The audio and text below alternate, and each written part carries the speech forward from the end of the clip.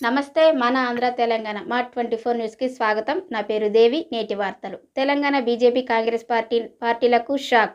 BJP కేంద్ర మంత్రి, రాష్ట్ర కాంగ్రెస్ మంత్రులకు నాన్ బెయిలబుల్ వారెంటీ జారీ చేసిన వివిధ కోర్టులు.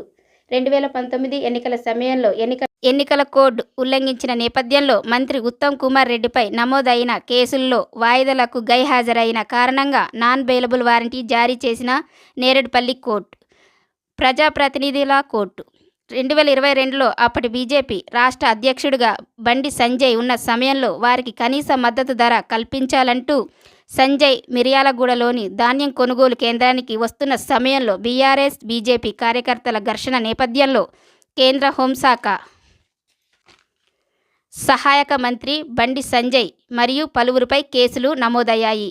వాయిదాలకు గైహాజరైన నేపథ్యంలో బండి సంజయ్పై కోర్టు నాన్ బెయిలబుల్ వారెంటీ జారీ చేసింది.